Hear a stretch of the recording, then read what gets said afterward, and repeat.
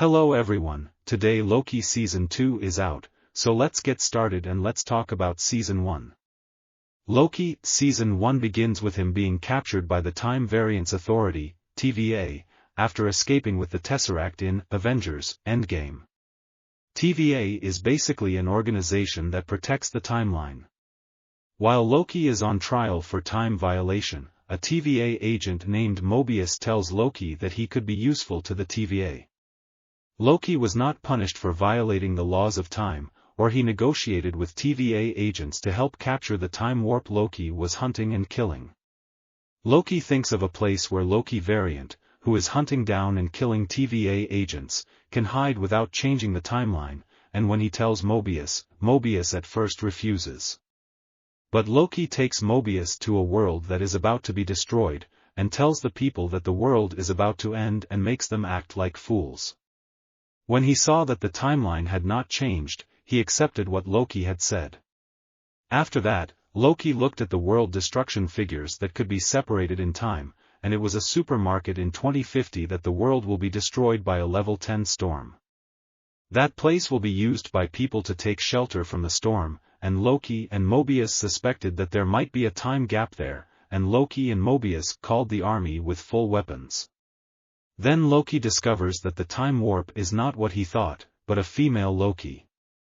She has the ability to control the minds of others, and escapes by using a time gate to escape the hands of TVA agents. Just before the time gate closed, Loki was able to join. The time warp Loki were fighting and ended up in an unknown location using a time gate opener. When he arrived, the time gate opener had run out. At that time, a meteorite fell on the place where they were, so that their place was the worst disaster in the world. The Loki variant was found to be a place called Lamentus 1. They were trapped there and talking to each other as the Loki variant's name was Sylvie and was captured by the TVA as a child. It was learned that he might have escaped.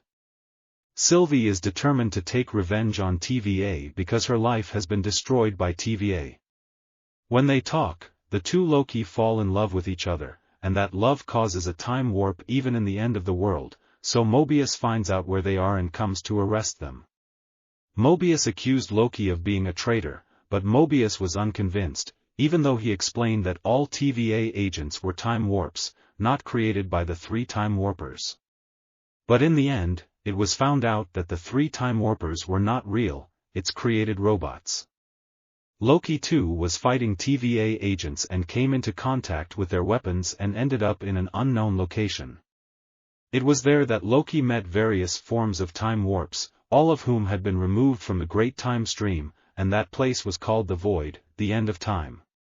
There is a creature called Alioth that haunts that place, and after Sylvie hypnotizes Alioth and passes through, they finally find a castle.